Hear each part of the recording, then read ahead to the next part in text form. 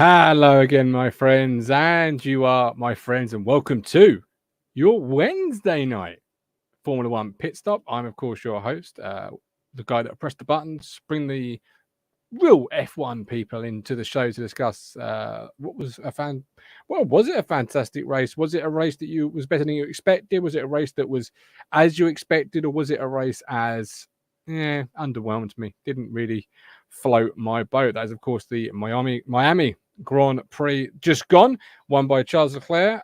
We will be joined, as always, by our two F1 super knowledgeable gentlemen. That is Stephen Thompson and Neil Moles. If you're watching us for the first time, it's quite easy what we do here. We're a live fan show, and we're just that. We're fans of F1, for fans by fans, and we would welcome you to get involved, whether that be the live chat or whether it be watching and replying into the comments section. Please do use it. And if you're listening on our audio platform, because you can also catch this as an audio podcast, just search F1 Fan Show Live. Welcome, leave a 5-star review, and enjoy the three of us talking F1 into your ears for the next 20-30 minutes. So without further ado, let's bring in, you'll enjoy this bit if you're on an audio platform or in a car, I'm often told.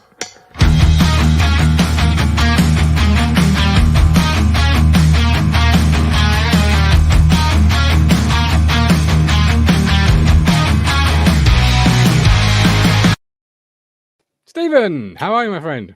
I'm very well. Yourself?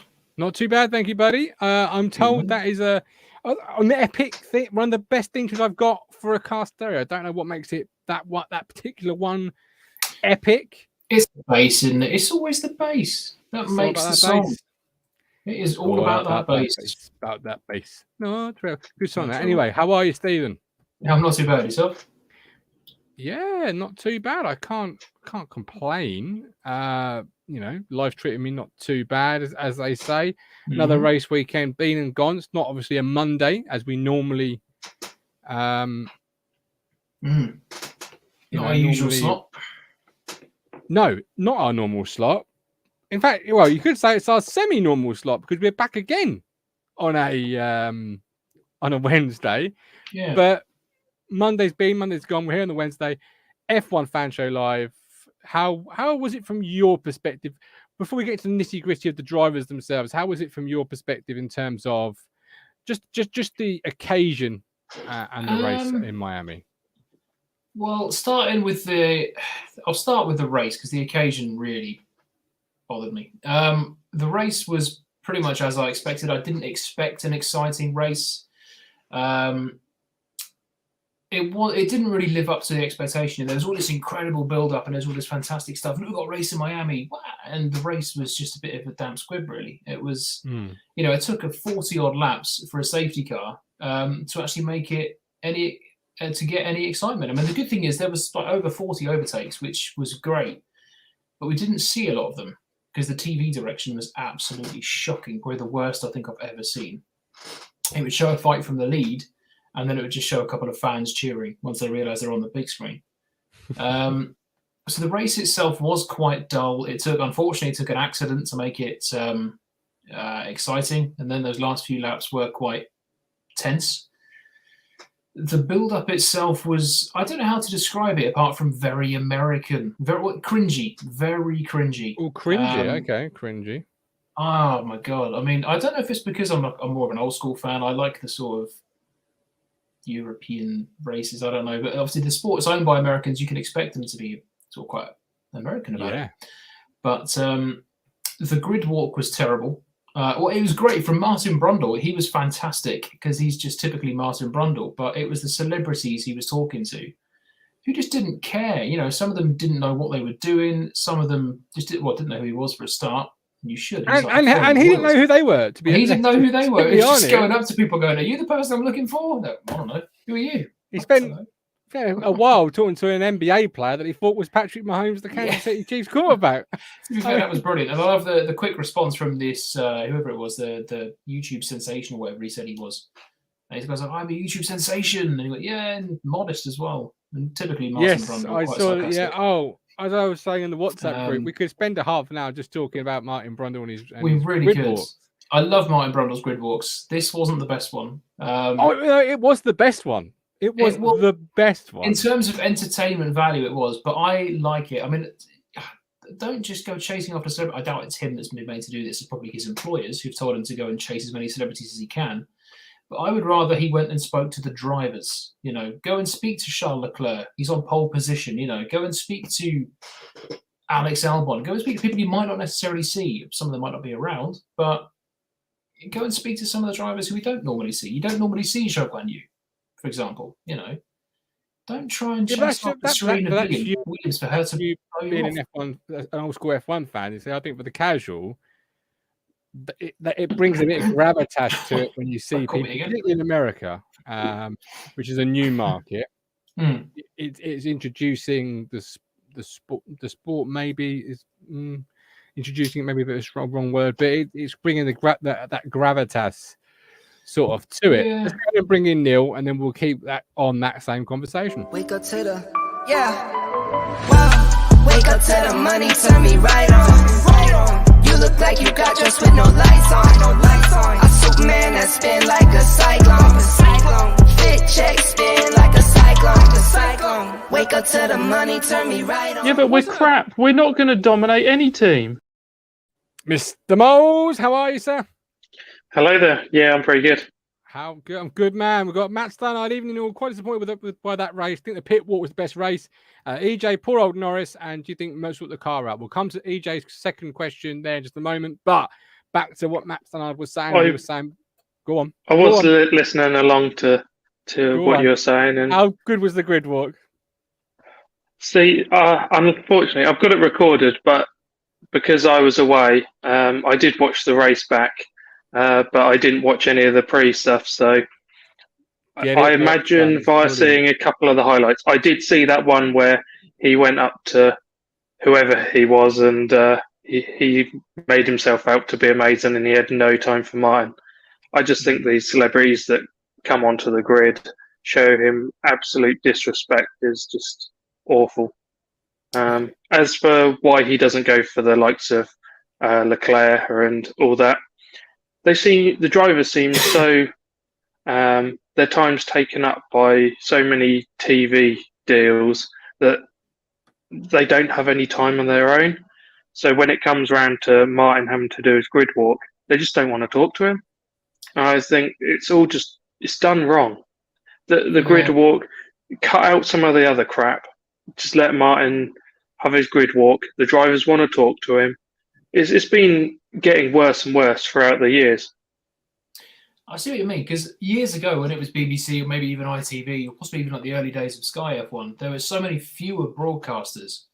I remember if it was, for example, a Schumacher sort of era, it'd go up to Schumacher and then there was always that woman from German TV trying to talk. Yeah. Have that little rivalry with that woman from German TV. And it just seemed like the drivers would have more time for him because there was less media, because there was less of all of this sort of extra stuff. So you go and talk to Jenson Button, for example, and he would be happy to take a couple of minutes to talk to Martin about what they wanted from the race, what they expected, Whereas now it's sort of a really quick, just a quick couple of questions. And then they've got to run off to go and stand at the front for the anthem or be interviewed elsewhere, or they've got some bloody celebrity they need to talk to. And it does take some of the shine off it, because I used to really look forward to the grid walk because I want to hear the drivers. They're in that time where they've got the adrenaline starting to go and they're in that racing mindset. I want to hear what they've got to say. But, I know they've got a set time scale. Do they try and squeeze the grid walk into a shorter time span than they used to? Because I used to remember it being this big build-up and it was quite a long thing. They could, jump back and forward and it would fit into quite a big gap as far as I remember, whether that's true or not. But now it's shown for 5 minutes and then suddenly they've got to run off to the national anthem and taking the knee and everything else they've got to do. Yeah, it is a shame because the grid walk was always fantastic, but I don't know. But not so much anymore. I get your both your points about the disrespect, but I just don't know how much you could have expected possibly first-time celebrities to the sport to know who Martin Brundle is. Well, we know who he is. It's slightly different though. It's the students knowing a teacher and the teacher knowing students. There is one man to know for Sky Sports doing the grid walk, and there are all of these celebrities. That's it. And if you're going to be invited to obviously you get celebrities that are invited to these F1 races.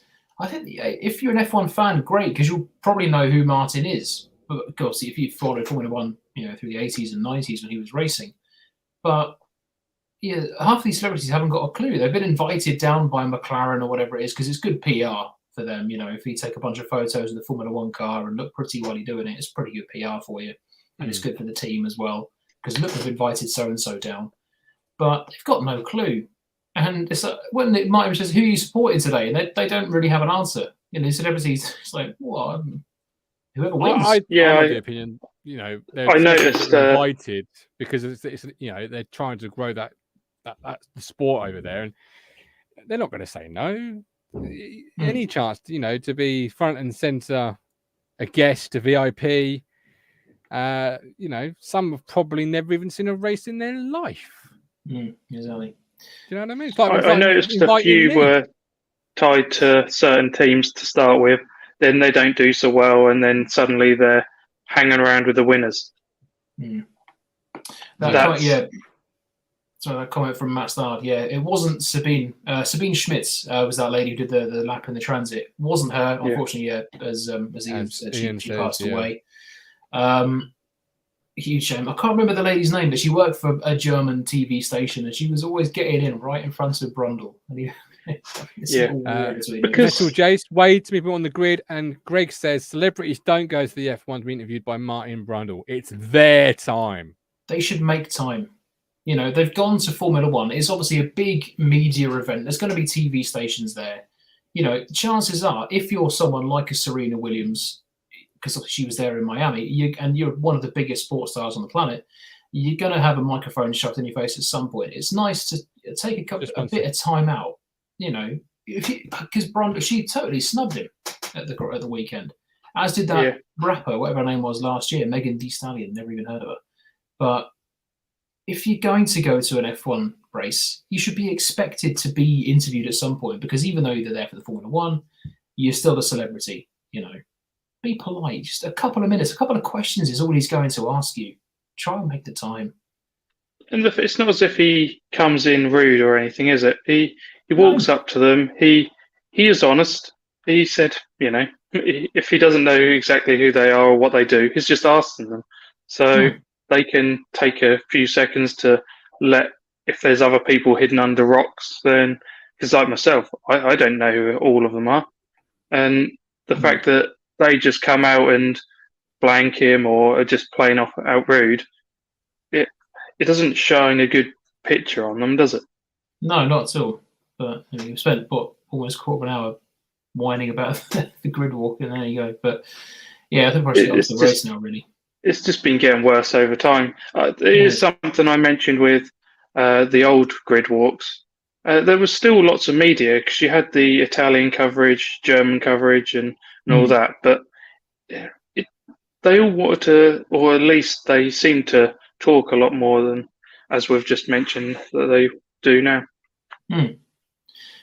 Yeah, there we go. But anyway, so what did you actually think of the race itself then? Because obviously the grid walk and the build-up and everything was quite loud and very American, really, I suppose would be the way to describe it. Massive build-up. Yeah. See, I don't always watch too much of that. I'm quite happy for it if it gets a different audience to myself involved, and the Americans do a good show, and the whole Super Bowl thing is a good, by looking at it, they do put on a good show. So if it works, it's fine. But I'm a little bit old school like you, where I know what I'm there for, and sometimes it can be a bit over the top. Yeah, at the end of the day, I want to see a race. I'm a Formula One fan. I want to see a Formula One race. I love all the build-up. I always tune in early and I watch the build-up because I like the interviews they do, and I do love the grid walk, and there's obviously insights and things. But at the end of the day, I'm there to see 20 cars smash around a track for a couple of hours. That's what I want. And I feel the build-up, there was all this build-up for this race, and it was unfortunately not the most exciting. But to be fair, a couple of alterations here and there, and it might be decent circuit, but I think it was a bit of a disappointing first visit considering all of the build-up it had on it. Yeah, the track surface didn't help, did it? As soon as you ran offline, there was no grip, and it was causing chaos for different drivers. Yeah, it was a different track surface, but they put something different in it to what they're usually what they used to. Wasn't it basically a thin layer of whatever they put on, because it was originally a car park, and it's a temporary thing basically they set up. So it was almost done a bit too temporary and a bit too short notice. Yeah, it was causing some headaches, wasn't it? So it wasn't. Yeah, it took 40 odd laps for any sort of real excitement in the race. I mean, to be fair, there were some good bits that came out of it. You know, we had a great fight for the lead towards the end as well. Charles Leclerc seemed to find that extra bit of power to really challenge Max at the end, but unfortunately fell away. Yeah. But to be honest, apart from that, yeah, it was a pretty dismal sort of affair. Really, there was not a lot of. Well, I was saying that the on-track action, there were over 40 overtakes, but they didn't really show a lot of them. It seemed. No, but there is also the fact that some of these overtakes aren't decent, proper overtakes, and it's more you've opened the DRS and I've breezed past you. Yeah. It is a shame, and there's so much build up for it as well. I mean, to be fair, there were some good on-track battles. There were some interesting incidents as well, with the likes of Alonso coming together with Gasly, who obviously then ended up tangling with Norris. Hamilton apparently struggling in comparison to Russell again. Not the first time we've seen that this season, interestingly. The thing with that is, helps Russell. Lewis even came on the radio sort of complaining to his team a bit that, hey, this is yet another race that he's caught the luck of the safety car, in which he did. He yet did another great drive, which can't be taken away from him. He's doing a brilliant job.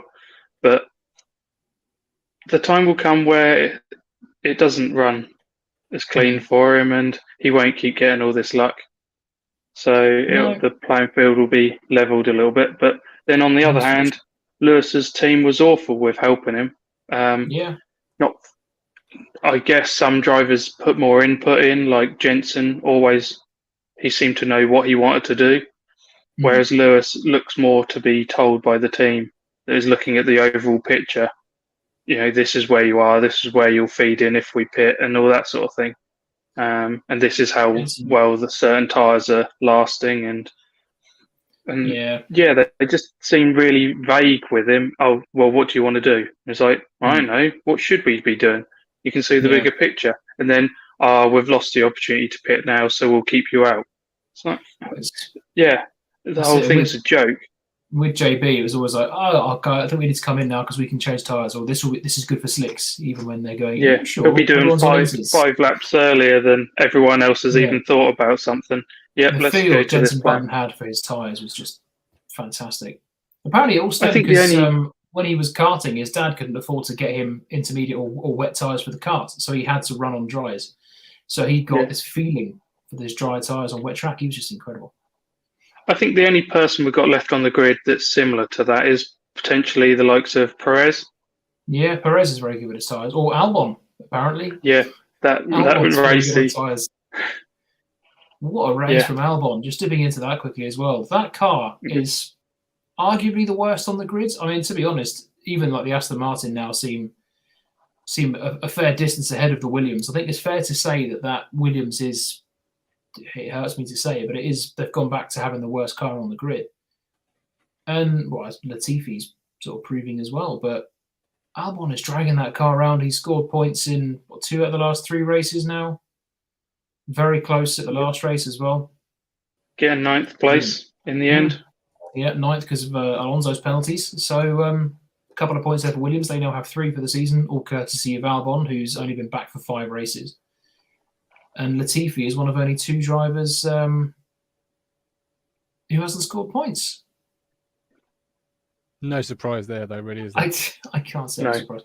I do feel bad for him because he's clearly lacking confidence in that car compared to Albon, and he's clearly lacking that final touch. But Williams are still confident and they're still throwing their weight behind him, still throwing their support behind him.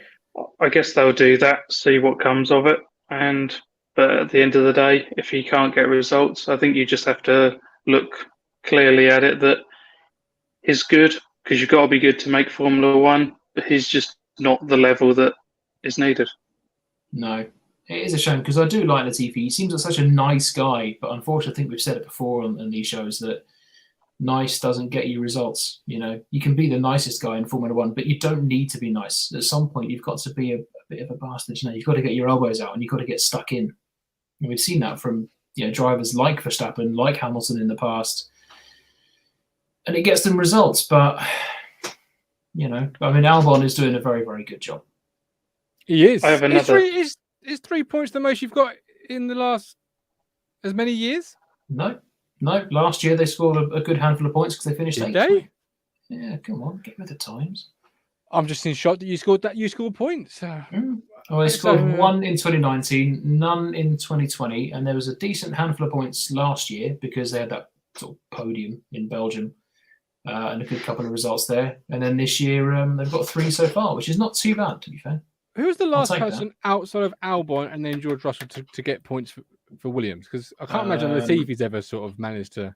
He's got a few points, but the last person out of those two would have been Robert Kubica. He got a point in Germany 2019.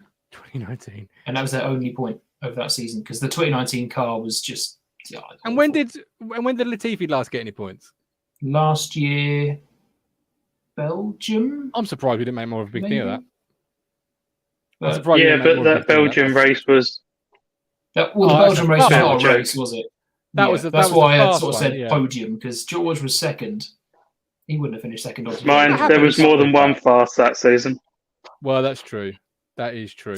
Matt Stanley, Steve Neal, are all cars limit to the same amount of power in terms of the engines as Ferrari was screwed as the Red Bull had a significantly higher top speed? Is that as the engine has more power? They're not limited in any way.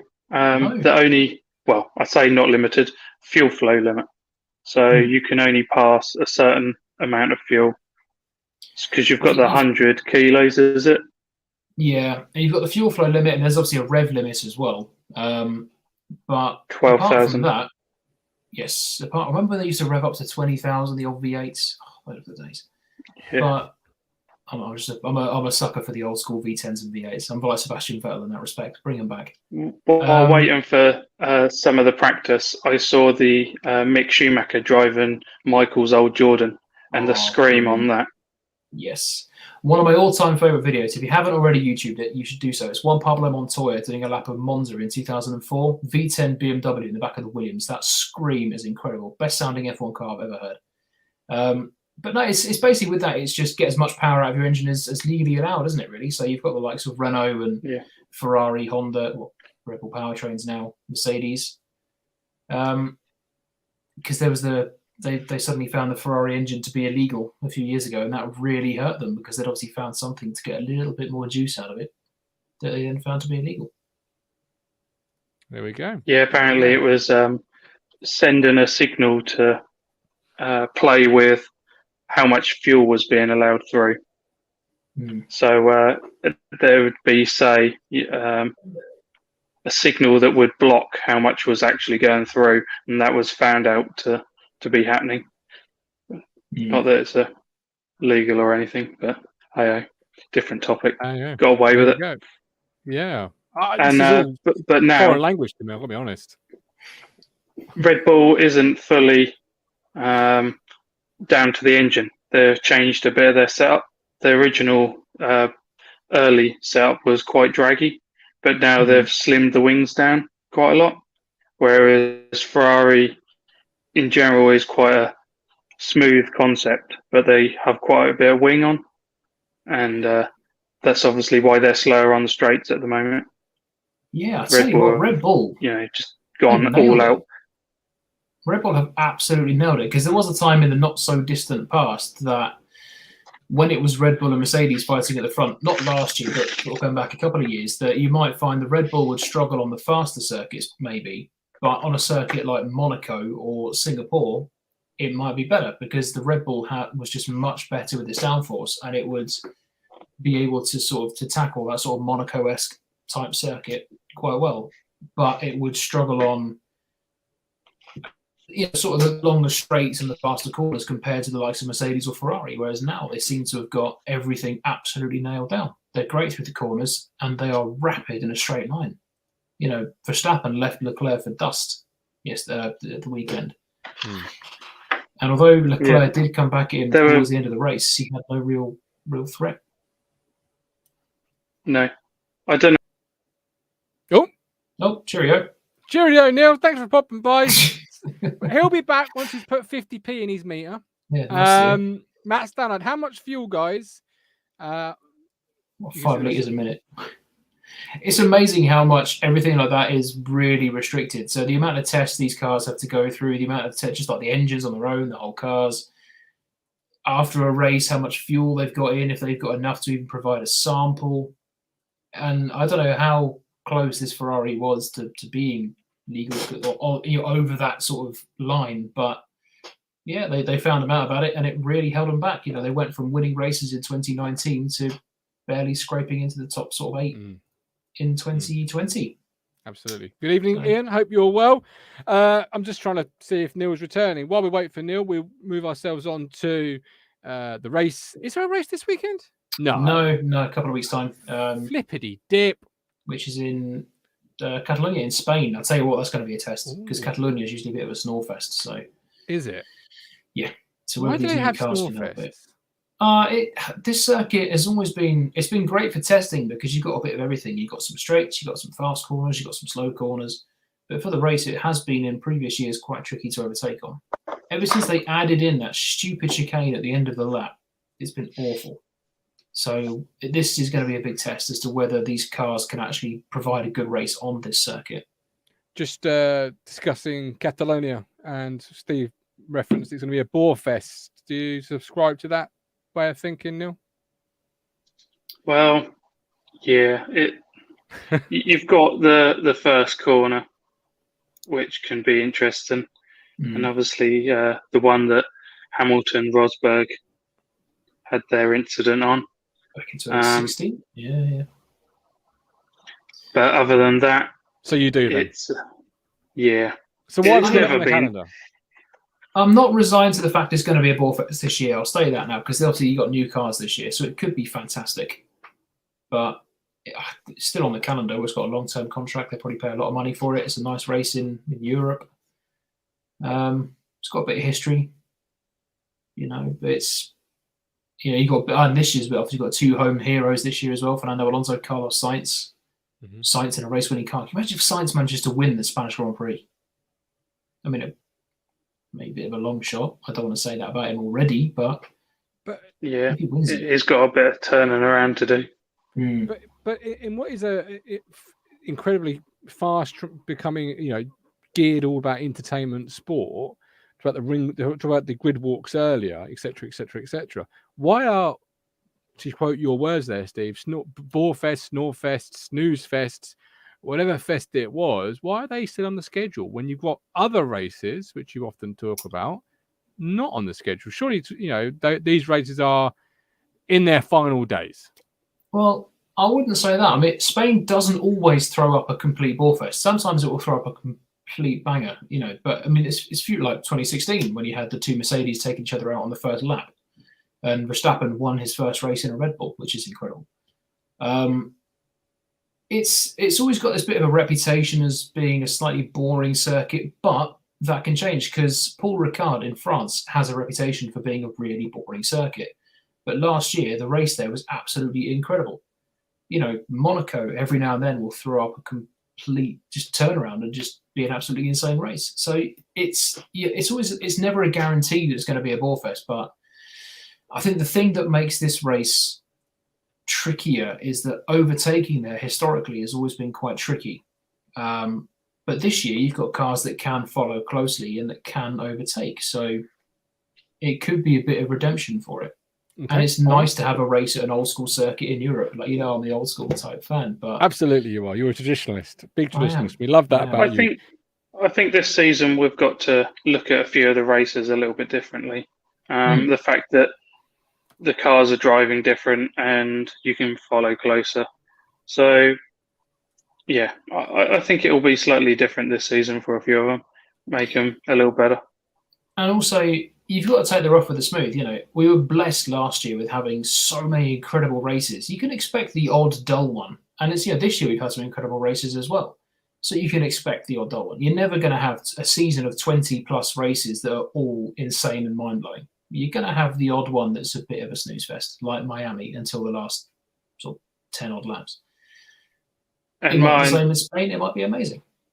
The reason you get different circuits on the grid is marketing, money. There's all 101 different reasons why tracks get chosen. And we'll never really know the real reason for most of them, but some of them are there for history, some of them are there for money and other reasons. So, okay. All right. Well, as we close, we'll obviously look at Catalonia again next week and predict who we think's going to win it.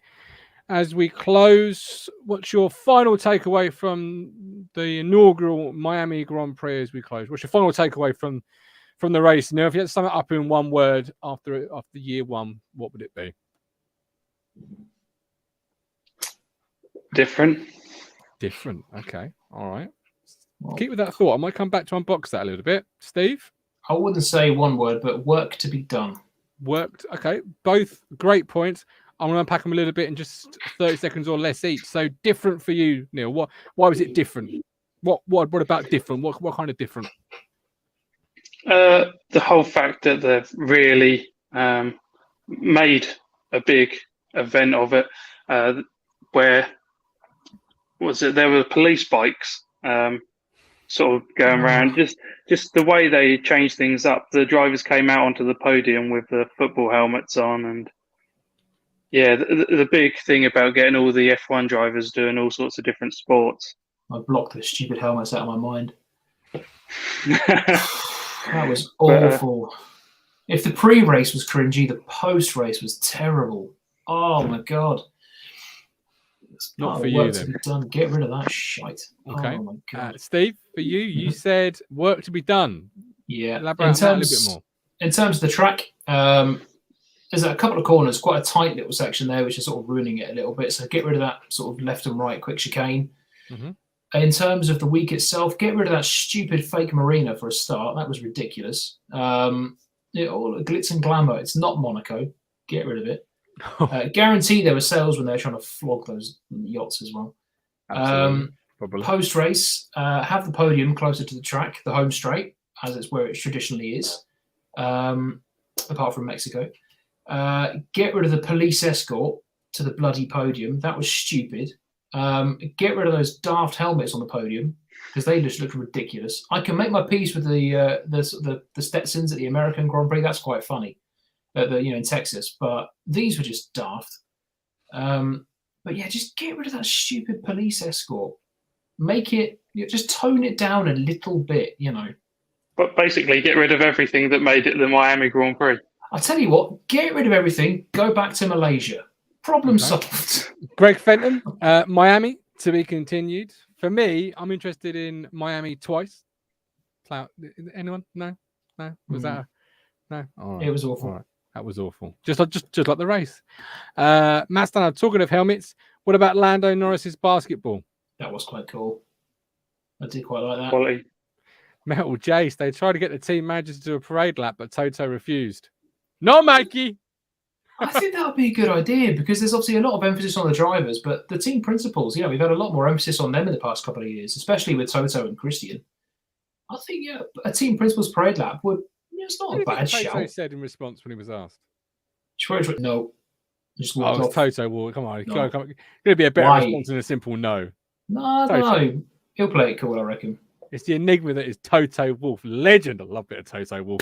He is a great comedy character without meaning to be a comedy character. I'll tell you what, we're quite fortunate the past couple of years we've had this rivalry between Christian and Toto because it couldn't have been two better team principals, really.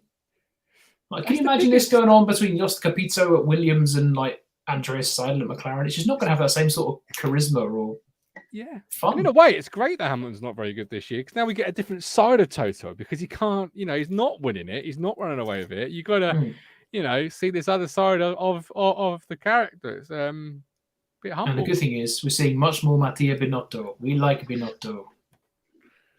With other events that happened, did you see Ted Kravitz and the cameraman going the wrong way down an escalator? Yes. I didn't. No. And also, that reminds me of another terrible part of the weekend. Ted Kravitz with his feet in a pool next to a mermaid. What was all that about? Sorry. If you were tuning into Formula One for the first time and you saw this weekend, you thought, what the hell is this? It's so strange. To be fair, I think you'd tune in again just to get the laughs going. Oh, absolutely, because this is ridiculous. Good. I've got it. Hang on. I've just found it. I had to Google it. Here we go. Okay, what about Ricciardo and Norris with their little crop tops or whatever you want to call them? What was that? James Corden and Lando Norris and Daniel Ricciardo with little crop. You reminded me of so many things I've blanked out. Oh, it was terrible. I just don't make F1 a laughing stock, F1, although it's supposed to have some fun, it's a serious sport. And they were just making it look stupid. I love Ted Kravitz, but that was just terrible. And the crop tops were just, look at the state of that. Look at it. I love Ted Kravitz, but sitting on a rock in the rain. If you come to Silverstone, you'll probably be in the rain as well. At least they found a swimming pool, unlike them yachts. Well, yeah, that was silly. So, when we were talking about with Bubbles, the mermaid, Bubbles, the mermaid, your race companion. But it's a lovely way. I mean, look, you can watch the race on the big Bubbles, screen. Darling. Good God. Good God. I'm getting PTSD from this. I really am. You were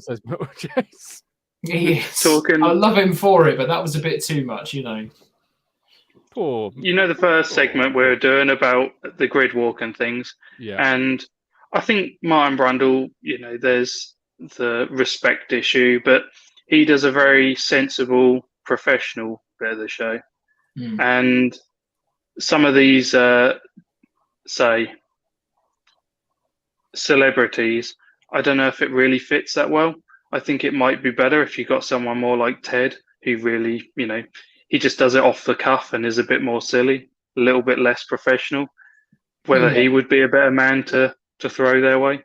That is why I do like Ted and Martin together, because you've got Martin is very professional, all about the Formula One, all about the racing. He always has the technical side of it. Ted is the fun lover, he'll go behind the scenes. Remember years ago, one of his, I think it was either a quality or a race notebook of him talking about a bag of cheese and onion crisps he found in one of the team's motorhomes. So I think he ended up talking to Vettel, and he had the wilted cheese by the end. Yeah. He said he was going to have to throw it away, and Vettel was saying, "What a waste!" But I think that was a pre-season test. He was brilliant with that, and I do love that sort of fun side to it. Don't get me wrong, but this was a bit too strange for me. But he does know, like Metal J said, he does know his stuff when it comes to Formula One. When you ask him to go and talk about a team and how they performed, he will be very, very thorough with that. But there is also that sort of lightheartedness to it as well. But Ted's grid walk just doesn't sound the same as Martin's grid walk. No. On Ted's notebook, though, he does catch the drivers and different people behind the scenes being more themselves. And hang on. We've got a Ted's notebook. Please tell me we've got a TED talk. Please tell me we've got a TED talk. Please. Not quite. That is basically TED talk. Come on. They're missing a trick here. They're missing a trick without their TED talk at the end. The Ted's notebook is one of my favourite bits of the Formula One weekend because it is brilliant. And there's also that light-hearted sort of element to it. He'll catch Daniel Ricciardo being Daniel Ricciardo, or he might catch Kimi Raikkonen smiling in the past, for example, which you just don't see on regular TV, which is great. No. I do remember one clip, I think. Or a mermaid. Yeah, or a mermaid. I do remember one episode where I think Norris ended up being tapped in the nethers, and then he decided to squeak to Ted. And and then it was like he realised it was live, and he ended up going, "Oh, is this Ted's notebook?" And, just the whole way it unfolded was just brilliant. Brilliant.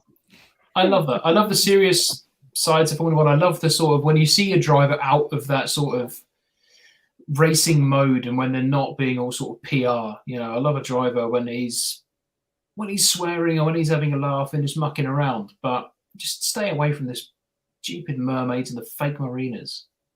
As far as some of these interviews go where they're more natural, there was one earlier in the season. There was one of the female interviewers, or whatever position you'd say they were, and I think Piastri was with her, and they were interviewing some of the drivers. And then was it Norris and one of the others? Was it Albon? Decided to have a little bit of a laugh, and they started interviewing each other, and giving the old jibe with words, and yeah, I don't even think one of them should have even have been there, but they wanted him to continue, and he was like, "Oh no, I better not," and ended up leaving. So yeah, that was quite funny as well. I just love Formula One. So fun. And we are here every week to discuss it. We are taking 10 minutes from next week's show. But so next week we'll be live from 7:15 Monday for 20 minutes to preview the Catalonia Grand Prix. But I thought, you know what? There's just no race this weekend. Let's take the time from next week and bring it into this one because we're having such a great laugh about Ted Kravitz. Well, if we weren't limited for time, I could continue ranting about that build-up days.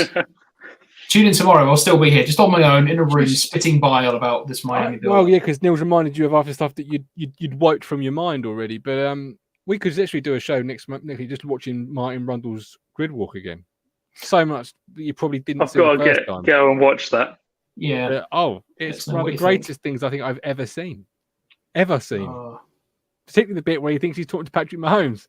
And he's not talking to Patrick Mahomes. You're not who I wanted. And then he goes to the end, "Oh, you're not Patrick. Just been told that in my ear." Brilliant. Poor Marty.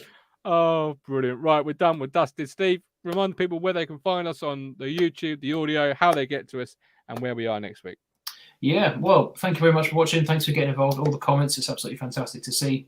Anyway, I love chatting about Formula One, as you guys know, and it's great that I can rant to you guys.